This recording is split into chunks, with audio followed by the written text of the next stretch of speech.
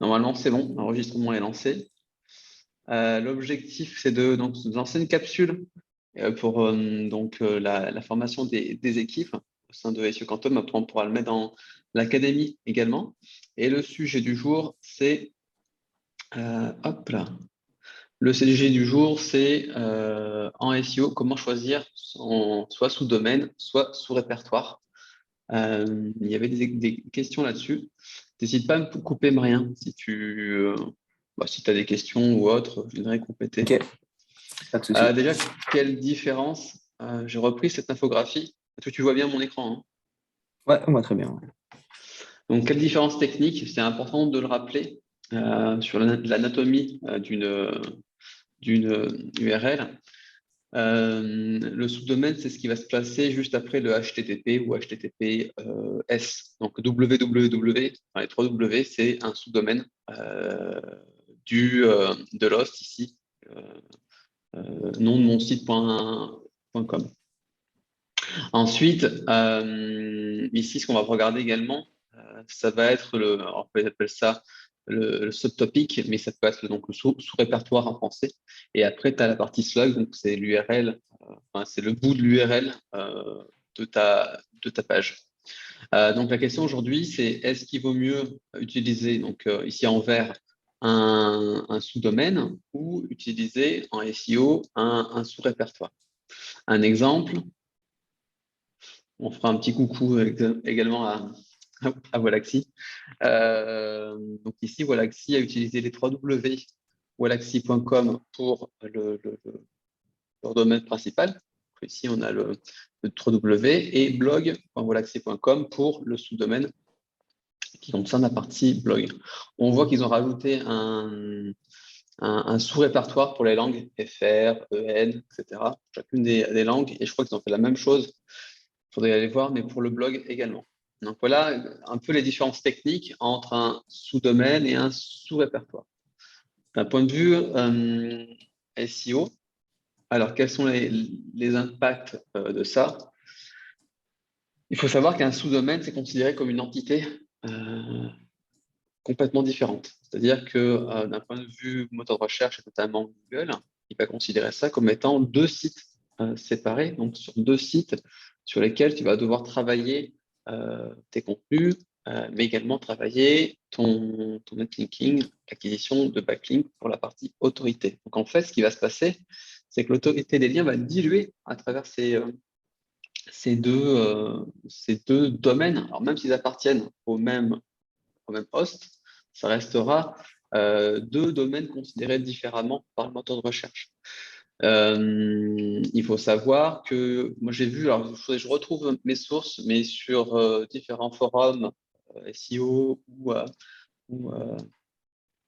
même Twitter, il me semble, j'ai vu passer des tweets comme quoi la migration, par exemple, d'un sous-domaine en blog.monsite.com vers www.monsite.com/blog amène en fait un supplément de trafic. Parce qu'en fait, quand tu fais ça, tu vas bénéficier de l'autorité du domaine principal sur ton blog. Dans ton blog où tu travaillais tes liens de façon séparée finalement de ton blog, de ton site principal, en migrant l'un dans l'autre, tu peux avoir une acquisition supplémentaire, en tout cas, du trafic supplémentaire qui est lié à ta notoriété et donc à ton positionnement, ton ranking sur le moteur de recherche. C'est vraiment un effet de cascade.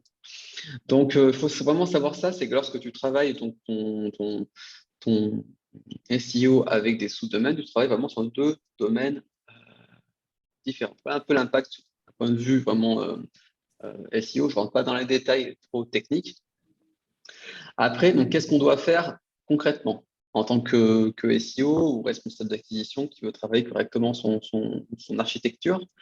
En fait, ça dépend. Donc, c'est bien une réponse de SEO que je mets ici. Est-ce que déjà pour toi, pour l'instant, c'est tout clair? Ouais, très clair, pas de problème. Super. Donc moi, j'aurais plutôt tendance à préconiser d'utiliser les sous-répertoires. 99% des cas, ça va être un sous-répertoire. Tu cumules toute l'autorité sur www.monsite.com et dessous, tu vas vraiment capitaliser sur ce domaine-là, donc le www.monsite.com et mettre des sous-répertoires /blog/x/. Alors, Après, il y a quand même des limitations techniques, notamment quand tu as un site e-commerce et un blog. En fait, tu peux être aussi lié à des plateformes comme WordPress et avoir un Shopify, par exemple. Et Shopify va t'obliger d'utiliser un sous-domaine. Donc, tu auras peut-être blog.monsite.com et www.monsite.com où dessus tu mettras e-commerce. Inversement, tu mettras e-commerce ou shop.monsite.com. Pour la partie blog, pour la partie e-commerce, pardon, et le blog sur l'entité principale. Donc voilà, donc il faut bien prendre en considération qu'il y a aussi le SEO est toujours de pair avec la partie technique et il peut y avoir donc des limitations techniques liées à ça. Et puis après, je pense aussi que ça dépend aussi du contenu. Il y a, selon moi, deux façons de voir les choses, c'est-à-dire deux cas où tu peux mettre un sous-domaine pour ton site. C'est lorsque ton contenu est différent. Alors, ton contenu, tes thématiques sont différentes que sur ton domaine principal. J'ai un site qui vend des croquettes pour, je sais pas moi, des croquettes. Je suis fabricant de croquettes et j'ai un site qui vend des croquettes pour animaux. Je peux très bien avoir un sous-domaine, par exemple, sur un marché de niche qui va être, par exemple, des produits du CBD, par exemple, pour vraiment distinguer finalement mon marché principal, ma thématique principale abordée sur mon site. Sur mon site principal donc, et ce que je veux dire, c'est avoir des sous-domaines qui ont des thématiques complètement différentes, sous-thématiques différentes d'un point de vue vraiment contenu. Il faut vraiment que ce soit vraiment des thématiques qui soient éloignées l'une de l'autre, qu'on ne puisse pas réellement faire de lien entre ces deux-là. Et puis aussi, le contenu n'a pas de vocation SEO. Concrètement, je pense à des formulaires, à des landing pages spécifiques pour, par exemple, de l'ADS, et encore que ça peut être utilisé sur des pages de landing page SEO, optimisées pour le SEO. Mais quand voilà, tu peux avoir en fait des pages qui n'ont pas vocation à être travaillées d'un point de vue SEO, et là c'est complètement OK. Tu peux les mettre sur un sous-domaine.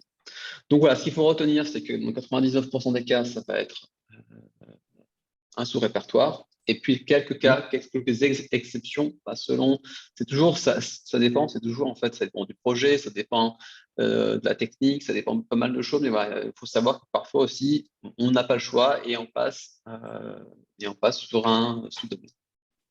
Voilà, est-ce que tu as des questions? Est-ce que c'est clair pour toi? Écoute, a priori, ça me paraît très clair. Et puis surtout, j'ai l'impression, en tout cas présenté comme ça, que c'est un peu se compliquer la vie finalement, d'avoir deux choses, vu que les deux entités seront vraiment différentes et que les contenus seront différents, l'autorité, etc. Ça risque d'être dans la majorité des cas, d'être un peu plus complexe d'avoir vraiment deux entités différentes. Et là, c'est vrai qu'on aborde, on survole un peu ce sujet-là d'un point de vue SEO, mais il faut aussi se mettre d'un point de vue technique et maintien des ressources techniques pour l'entreprise. Si on a différents systèmes d'information, que ce soit sur chacun des sous-domaines, ça devient aussi un lourd en termes d'investissement pour maintenir ces systèmes à jour. Ouais. On le voit souvent en fait dans les grands groupes, à chaque fois qu'ils font une action commerciale.